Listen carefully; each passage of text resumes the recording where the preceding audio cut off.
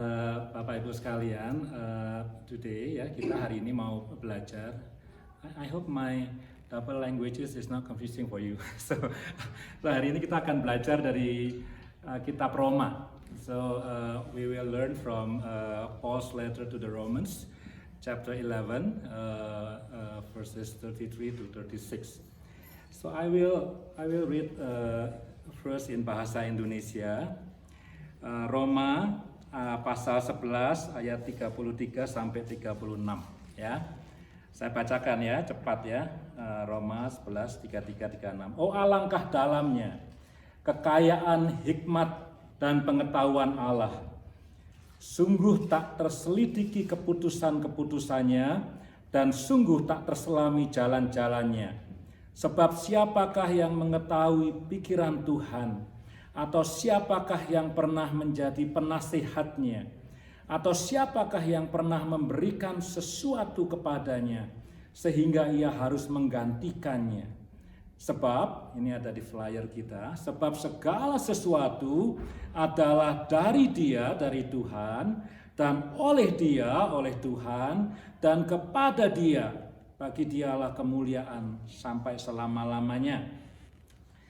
I will try before I start my sermon. I will try to read the English translation for Romans chapter 11, verses 33 to 36. It is said over there, the wisdom. I'll try to use my everyday language. That the wisdom and the knowledge of God are so deep and so rich. His judgment is unsearchable, and you cannot, well, this is interesting to me, and you cannot trace out his paths. So it's so mysterious, our God. Who has known the mind of the Lord, or who has been his counselor? Who has ever given to God that God should repay them? No one. The answer is no one. For from him and through him and for him are all things. To him be the glory forever. Amen. Ya, saudara, kitab Roma, surat Roma, konon, ya, surat Roma konon ditulis oleh Paulus sebagai suratnya yang terakhir.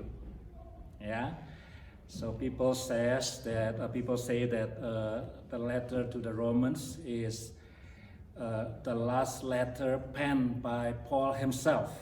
Yeah, in that letter, Paul, for example, he indicated that he wants to travel to Spain, but we never have in the Bible the letter to Barcelona, right? We don't have the letter to Madrid. We only have the letter to the Romans, and in that letter, Paul indicated that he wants to go to Spain, but we never got the news. What is the update? So probably he died in Rome.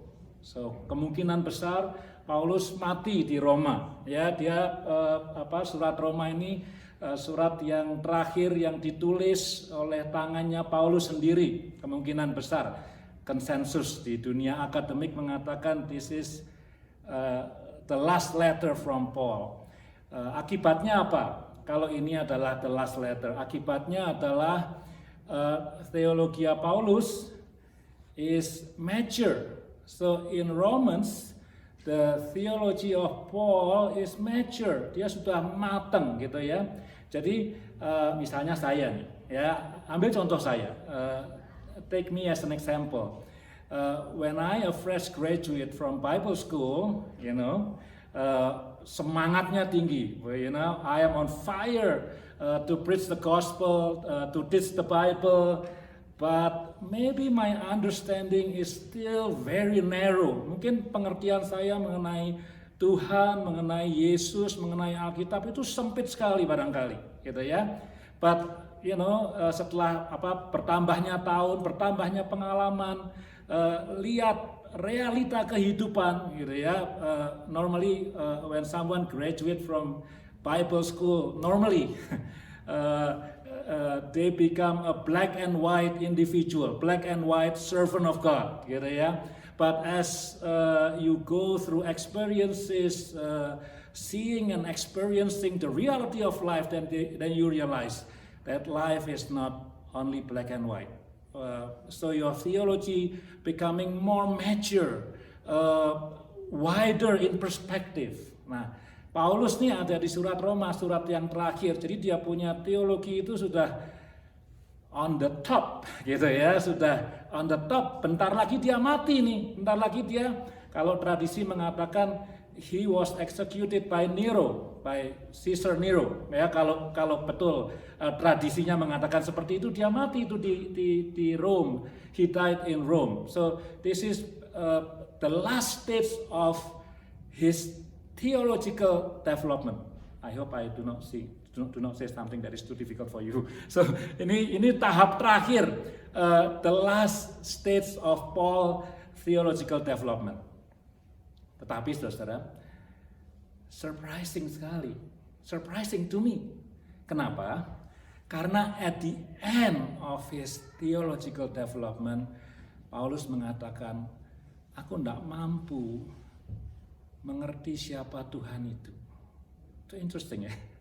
Interesting ya. Kalau if I were a fresh graduate from Bible school and then someone asked me about, let's say, creation. Creation is a difficult, delicate topic in Christianity. Jadi kalau ada orang, saya baru lulus sekolah terus nanya sama saya, tolong jelaskan mengenai penciptaan. Wah, saya mungkin akan bingung gitu ya. Saya bilang, aduh, I just graduated last month, so I'm not ready to answer that question ya gitu ya.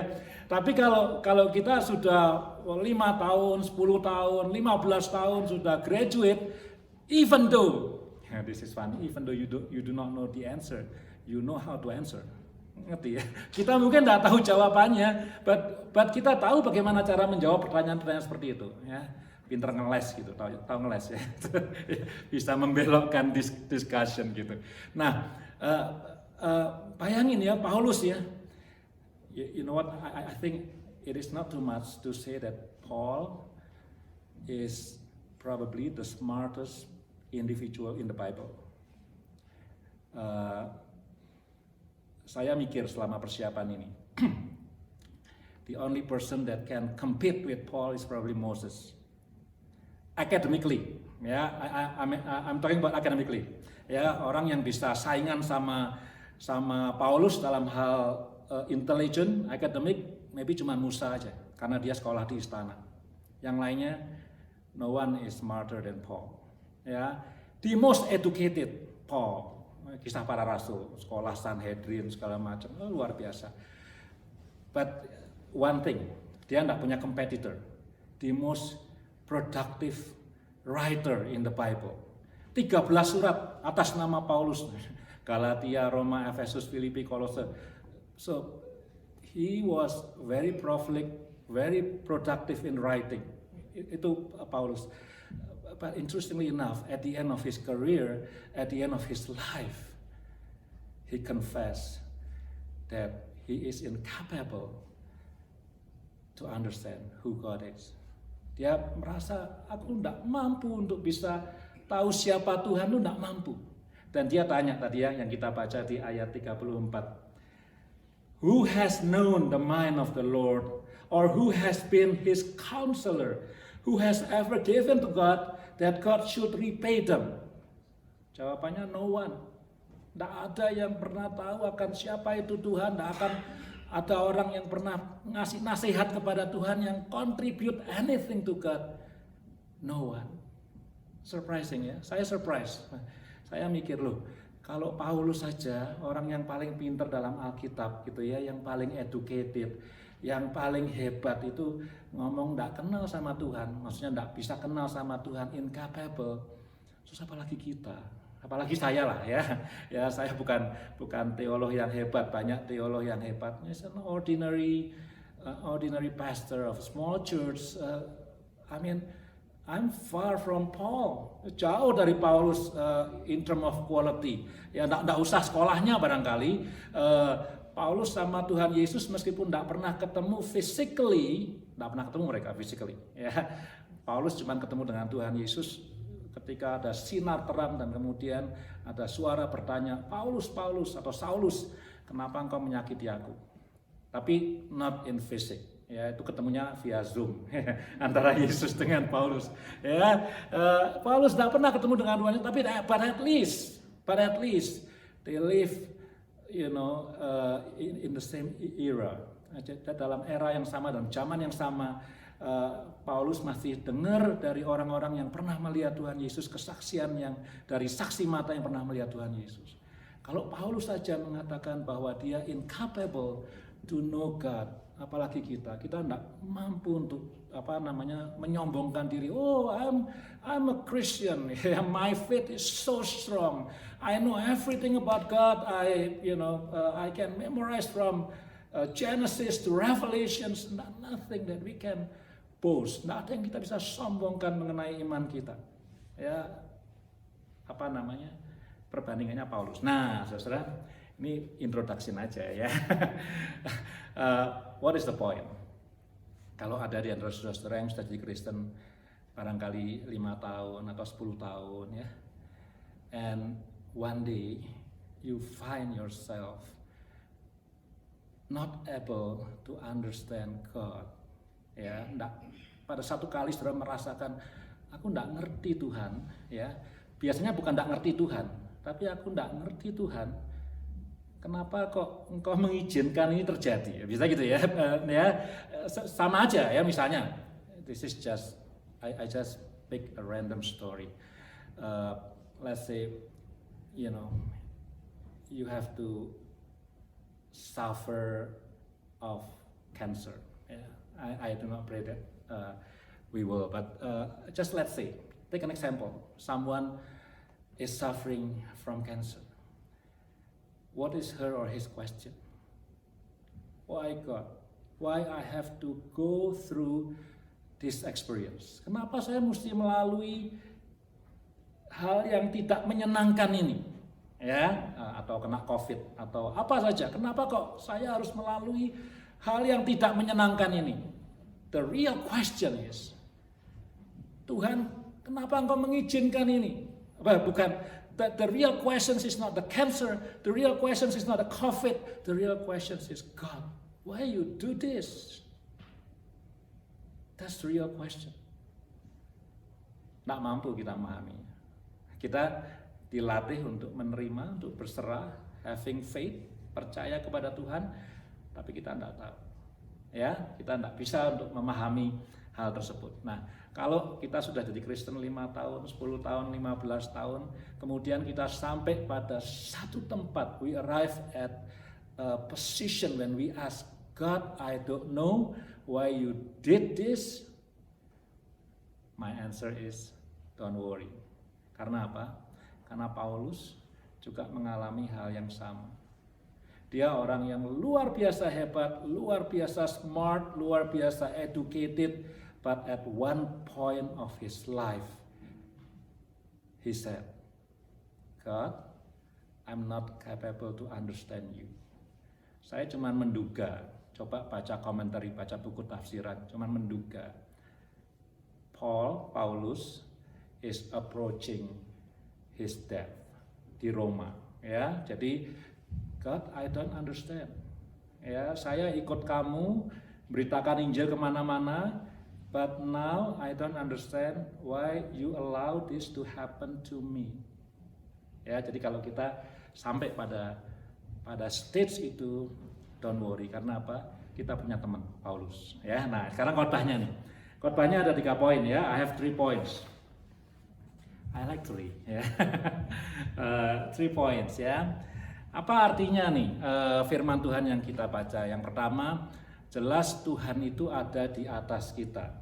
Ya, kalau Tuhan itu ada di bawah kita, misalnya ini iPhone ya, atau ada orang yang ahli yang bisa tahu how to operate that device. Ada orang yang smart enough to how to operate that device. Not only to operate, there are people who are smart enough who are able to create not only that device, but the number 13 is coming, right? iPhone 13 sudah keluar tuh ya. Jadi karena dia a subject under our control. iPhone adalah sebuah benda yang kita bisa kendalikan, atau ini proyektor, atau ini piano. Tuh, Raymond bisa main dengan luar biasa bagusnya. Ini piano under his control, ya. Kalau yang main saya nggak enak didengerin, saya nggak bisa ngontrol dia. Tapi ada orang-orang yang bisa ngontrol dia, ya. Jadi, tapi Tuhan kita nggak bisa kontrol. He is above us. Jadi itu poin yang pertama. God is above us. Dia bukan subjek, dia bukan benda yang kita bisa selidiki, yang kita bisa bongkar pasang gitu ya. Bisa kita kendalikan, but He is above us. I want to share my story. Before I got married with Esther, I was introduced to her by someone else. She was introduced to me, of course, by this person as well. Good friend of us, yeah. And then I met her for the first time on February, I think, on one conference near Bandung. Okay, kan dikenalin tuh, kenalin kan salaman, shake hand, right? Shake hand. My name is Eri, aku Esther, kira-kira gitu ya. Apa aku lupa? Saya lupa lah ya detailnya gimana. Dikenalin salaman ya. Saya Eri, saya Esther, dan right? And then after that conference, I did not meet. Welcome, ya. I did not meet with her until July. That year, ya, Februari ke Juli, 5 months, ya, 5 months, ya. Jadi ketemu salaman sekali pada bulan Februari, kemudian tidak ketemu sampai bulan Juli. Nah, ya, Juli the same year, I had the opportunity to meet with her again. To be honest with you, this is honest. I even did not remember her face, not remember. Dan waktu itu enggak banyak foto-foto di Instagram atau ya Facebook, rasanya mulainya tahun berapa tuh ya, tahun berapa ya? Saya lupa tuh ya, tapi enggak banyak foto. Really, I have no memory tentang wajahnya gitu ya. Pokoknya kita janjian ketemu, saya ingat bulan Juli ketemu di gereja. After the service ketemu, tapi enggak ada memori sama sekali mengenai wajahnya. Nah, kenapa saudara? Kenapa saya tidak punya memori soal wajahnya Esther pada waktu itu? Karena saya tidak punya komitmen apa-apa sama dia. I have no commitment to build a relationship with her. Yeah, so to me, what is the point for me to to store her face in my brain, in my memory? I don't have any commitment at the time, gitu ya. Tapi sekarang beda ya, because of what? Because we are united in marriage, and in marriage you have commitment. Commitment of what? Commitment to build a last long relationship with her, with your spouse, right? That marriage. You don't have any choice. Kita nggak punya pilihan lagi. Kita sudah committed untuk membangun hubungan seumur hidup dengan spouse kita. Ya, so that word commitment is very important. Banyak orang yang 1 atau 2 kali mendengar atau mengalami tentang Tuhan, ya, barangkali datang ke gereja sekali, Natal, dengar khotbah tentang Tuhan, ya, kemudian pulang, minggu depannya enggak ke gereja lagi, nanti datang lagi Natal tahun depan, gitu. Bagaimana orang ini bisa remember, atau how can this person who come to the church only once a year remember or understand or know who God is? Because this person, she or he, doesn't have any commitment to build that relationship with God. Kayak saya sama Esther tuh, like me with Esther. Meet once, shake hand, after that we have no commitment. Even her face I don't remember. So if you want to know God, this is God who is above us. If we want to know Him, then the requirement is commitment. Kita perlu komitmen untuk building relationship with God. Ya, saya waktu kuliah belajar sesuatu yang penting bagi saya. Ada orang yang mengatakan bahwa jadi jangan disalahkan. Ada orang yang mengatakan bahwa kekristenan itu masalah berbuat baik, generosity, doing good. Is that wrong? No, that's correct. Ya, Christianity is about doing good. Ya, kalau doing evil is not Christianity. So Christianity is about doing good. That's correct. Ada yang bilang Christianity is about sharing the gospel. Yes, that is right. Christianity is about sharing the gospel. Christianity is about believing in Jesus Christ. Yes, that's correct too. Tidak ada yang salah. Christianity kalau tidak believing, tidak following Christ Jesus, what is the point? And Christian is from Christ Jesus. Alright, so what is the point? But I learned something that stuck in my heart. Christianity is about your relationship with God. Interesting, yeah? Christianity is about your relationship with God. Do you have that relationship? Is the questions number one. Questions number two, if you have relationship, how far? How close? Last week in this church, in this building, I preached from the Gospel of Mark chapter 7.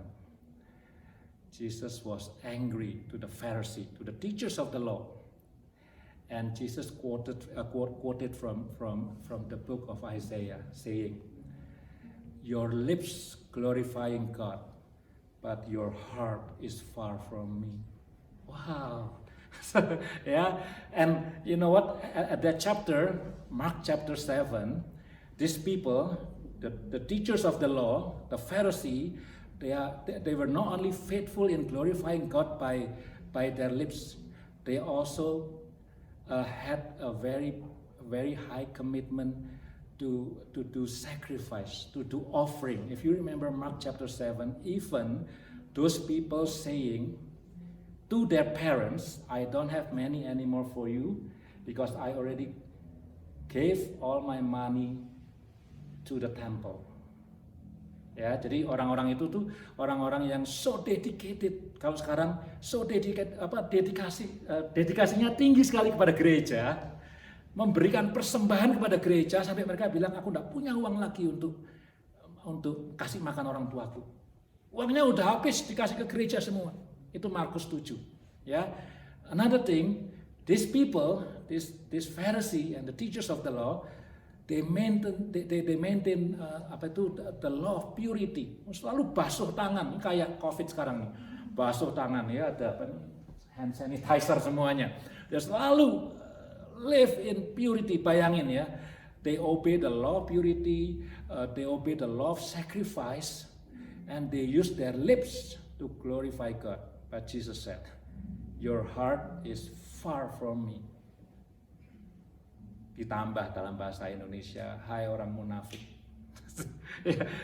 Yesus kalau marah sadis juga ya, keras juga gitu. I think Christianity is about relationship with God. Number one, do we have that relationship?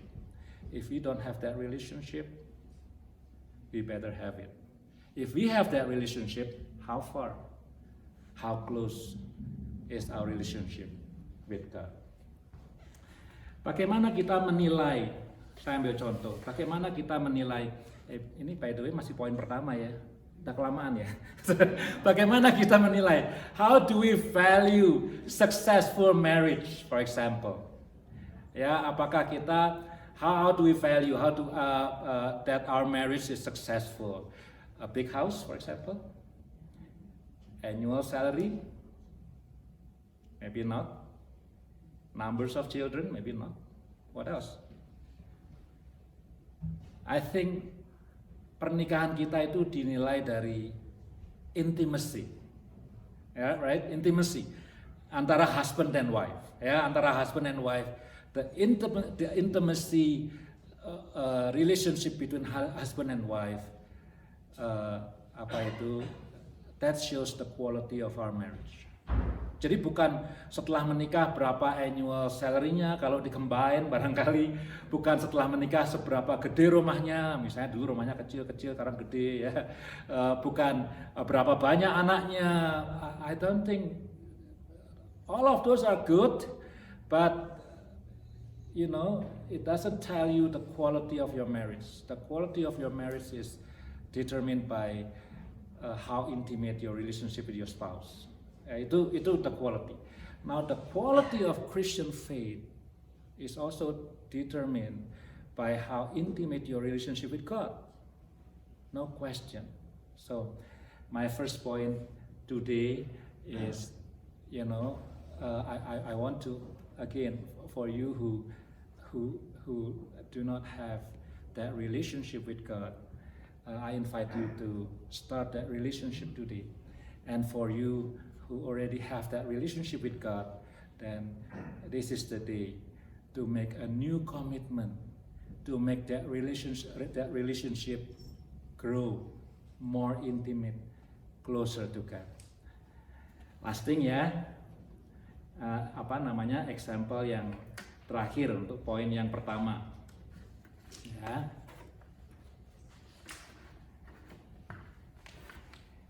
This church, the last examples related to this church, gereja ini umurnya 15 tahun, betul enggak? Ya, 15 tahun ya. 15 tahun itu bukan usia yang tua, right? Ivana 15 tahun, 16 ya. 16 is not old, right? Tapi juga enggak kecil juga, ya. 15 is not that old, but it's not that young. Ya, 15 tahun lumayan lama loh. Frans tuh ada di sini ya, 15 years ago. Ya, salah satunya Frans. Begitu itu, Pak Rudi ya. Cik Ruth ya, 15 tahun yang lalu. Vero. Ali sibuk di bawah. Ya, 15 tahun ya ada di gereja ini. 2 or 3 weeks ago, I attended a wedding, a wedding in Surabaya. Both bride and groom, good friends of us. Their parents also good friends of us. And then one of the pastors, there are 3 or 4 pastors bless the marriage. One of the pastors shared about his marriage life, and he said like this: in the first 1 or 2 years of our marriage, saying I love you is so easy, gampang sekali. Bangun tidur, I love you. Mau makan, I love you. Mau tidur, I love you. Mau sikat gigi, jangan I love you, sikat gigi aja dulu ya. Tapi intinya apa? The first 2 years I love you itu meluncur dengan licin, tidak ada halangan sama sekali. I love you terus, ya. Which is good. But after 5 years makin jarang I love you-nya. Yang belum menikah ya. Belum nikah ya. I love you-nya makin jarang itu Tasya ya. I love you-nya makin jarang. By 10 years, wah, mungkin sehari sekali aja mujizat itu. Sehari sekali I love you mujizat ya. And then ini bukan kebetulan. It is not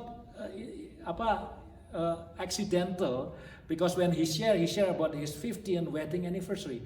So on that 50th wedding anniversary, he said that he heard a voice. He didn't say that voice is from God, but he said, I listened to a voice saying to the husband, you have to say to your wife, I love you. So the next day, before he left for office, this husband told his wife, I love you. What is the response? Wah, mengagetkan ya. Gini, ya nggak tahu, saya nggak bisa ekspresi itu ya. But so cold, so cold, no expression at all.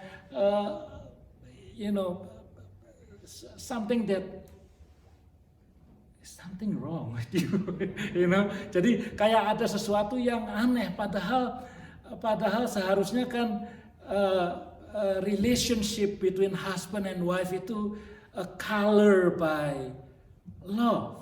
So saying I love you is foundational. Saying I love you is important between husband and wife. But when this husband saying I love you to his wife, the wife like, you know the expression. You can try by yourself. But so no response, cold. But because of that voice, the husband wanted to obey. The next day, he said again to his wife, I love you. The reactions remain the same. Nothing changed on the second day. On the third day, there's a response. Yeah, when the husband said, I love you, the wife said, iya gua tahu, pergi lu sekarang. Iya gua tahu, ya apa tuh in English? Yes, I know. Now you can go to the office. Please go. Yeah, but you know what? This is a testimony. So the husband keeps saying, I love you. I don't know, after 2 or 3 weeks, then he got the nicer response, and of course finally the wife returned his saying by saying I love you to her husband. Again, I on my first point, we are talking about relationship with God, right? So if I may, today, if I may, on behalf of God, so I'm talking on behalf of God. Kalau boleh, saya ingin bicara mewakili Tuhan.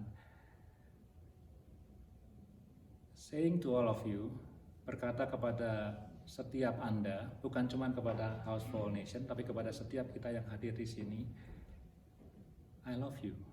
Bukan Eri ya, on behalf of God. Ya.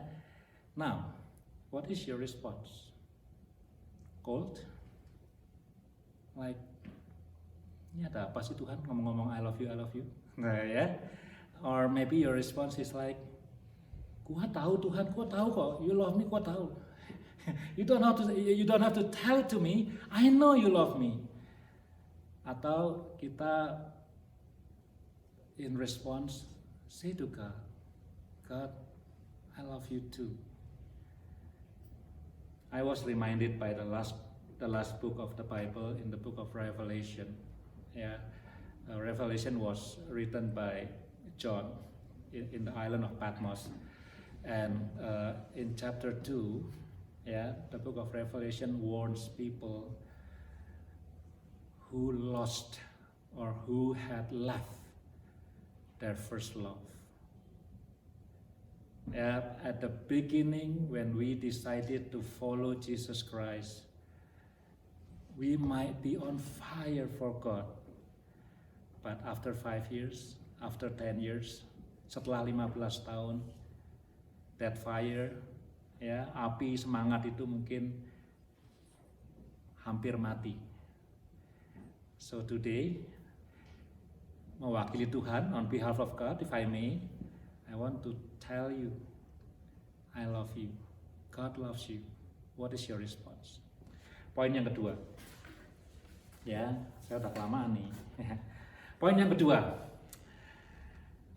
Everything, meskipun kita tidak tahu tentang Tuhan, ya, even though we cannot grasp the depth of His wisdom, meskipun kita tidak bisa mengenal betapa dalamnya dan betapa tingginya hikmat Tuhan itu, meskipun kita tidak mengerti kenapa Tuhan mengizinkan kita sakit ini, meskipun kita tidak mengerti mengapa Tuhan mengizinkan kita mengalami ini, gitu ya, tapi ada satu prinsip yang penting. Everything happen for a reason. Semua hal yang terjadi dalam hidup kita terjadi karena ada satu alasan. Dan kalau kita percaya kepada Tuhan Yesus, and if we believe in God, that reason is a good reason. House for All Nation, 15 tahun. Don't ask me, I only here for the last 5 years. But in those 15 years, high and low, happy and sad, joyful and painful. Ask Pharaoh deh. Yeah. People come and go. Yeah, yeah. Of course, if people go, we are sad. If people come, we are happy. That's normal. Ya. Tapi saudara, saya waktu menyiapkan khotbah ini, when I prepare the sermon, everything happen for a reason.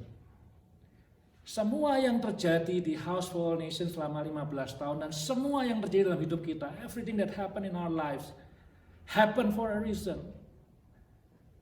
Ada pepatah mengatakan orang itu hidupnya kayak air mengalir di sungai gitu.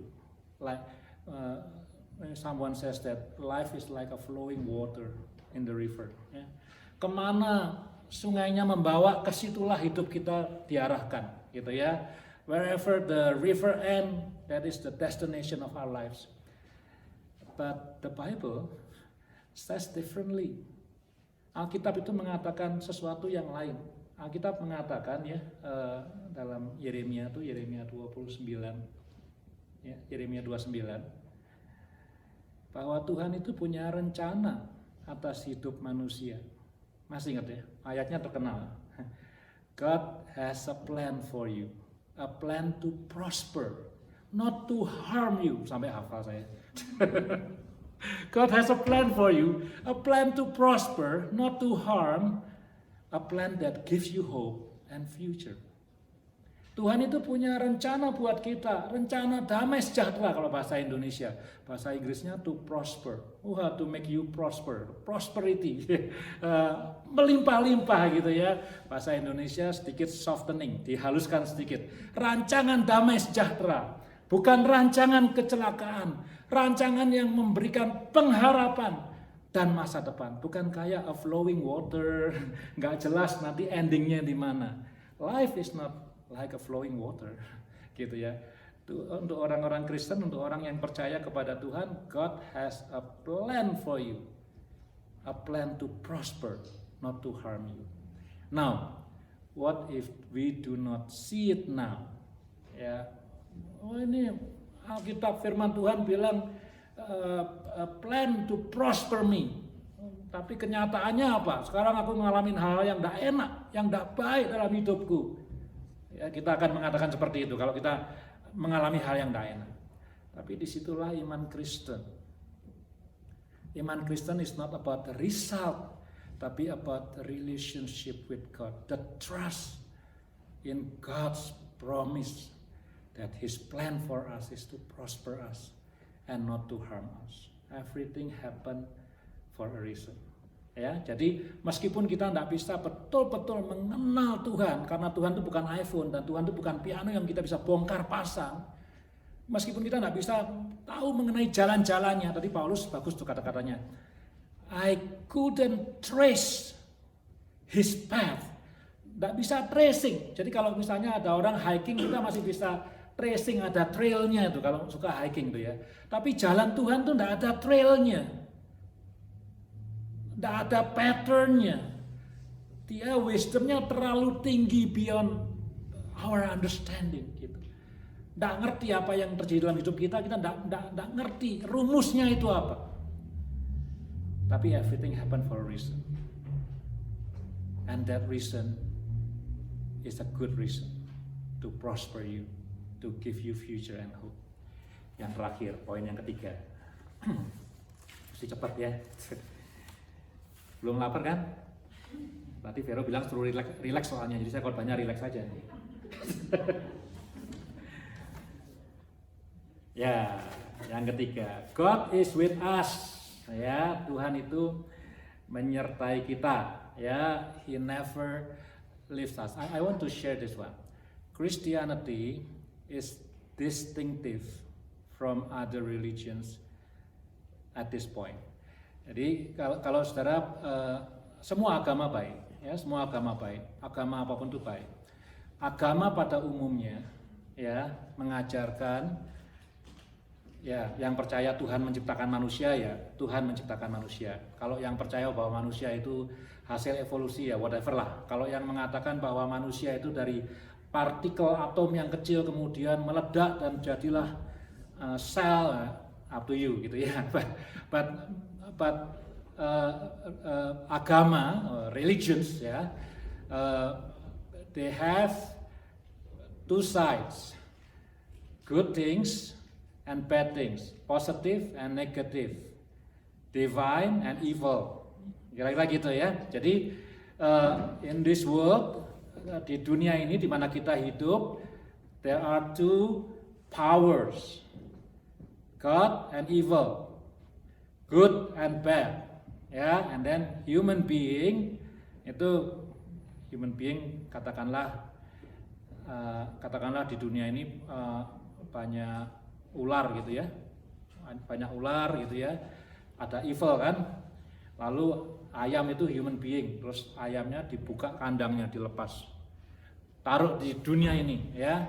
Kalau you pinter ya, if you are smart enough and you are strong enough, you will survive dari ular ini, karena ular kan makan ayam tuh ya. Tapi kalau kamu pinter, misalnya ayamnya bisa terbang, latihan bisa terbang tinggi, ularnya nggak bisa ngejar, kamu selamat gitu ya. Kalau misalnya kamu pinter ngumpet dari ular, kamu akan selamat. Most religions will have that concept. So there are two powers, evil and good, bad and good, and then human being live in this world ya. Kita hidup dalam dunia ini. Kalau kita kuat gitu ya, percayanya sama Tuhan kuat, baca Alkitabnya kuat gitu ya, berdoanya kuat, then you will be the winners. Tapi kalau kamu lemah, if you are weak, then you will be the losers. But Christianity is different. Tuhan tahu kalau manusia dibiarkan sendirian, he will be defeated. Alone, we will be defeated. No question. Kalau manusia itu sendirian di dunia ini tanpa campur tangan Tuhan, kita pasti kalah. Trust me. Dunia ini sudah jatuh ke dalam dosa, ya. Jadi kalau kita sendirian tanpa campur tangan Tuhan, tanpa dan campur tangannya itu mengirimkan Yesus Kristus ke dunia ini. Kalau Tuhan itu cuma menciptakan manusia dilepas di dunia, nih hiduplah di dunia, terserah mau 50, 60, 70, 80, 100 tahun hiduplah dunia ini. Berjuanglah sendiri. Kalau kamu bisa mengalahkan iblis, kamu menang. Kalau kamu kalah ya sudah masuk neraka. Maka semua manusia masuk neraka. Sorry, kelamaan ngomong Indonesia. ya, jadi kalau God knows alone human being will be defeated for sure. You need to send Christ Jesus. You need to send Christ Jesus to help us. So we are not alone. Okay, so I don't want to speak longer, but I just want to summarize. I know I speak that much, too much, but number one, God is above us. Okay, let me repeat. God is above us. Many times we cannot understand Him. Many times we cannot trace His path. Many times we cannot grasp His wisdom. But there's one way to know Him, is by building relationship with Him. And stay in that relationship and grow in that relationship. So for all of you, for all of us, if you do not have that relationship yet today, you better start that relationship. And if you have that relationship, but you don't have that commitment, like my sharing about my relationship with Esther, but you don't have the commitment, please make a commitment to grow in that relationship. That relationship with God is in the heart of Christian faith. That's what the Gospel of Mark tells us. Number two, yes, like Paul, we may not know the way of the Lord, but everything happened for a reason, for a good reason indeed. If we believe in God, He planned our lives, and that plan is to prosper us, not to harm us. What a beautiful promise. And number three, God is with us. He knows that alone we will be defeated. He is with us, Emmanuel.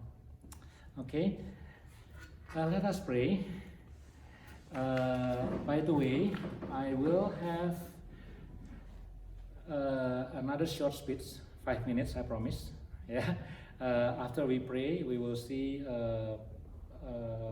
about 7 minutes video, and then I will continue with a very short speech 5 minutes, and then we will continue on with the second video. So let us pray together. Tuhan Yesus, terima kasih untuk firman Tuhan hari ini.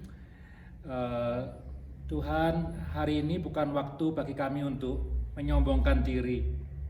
Seperti Paulus, kami we often do not know you, God.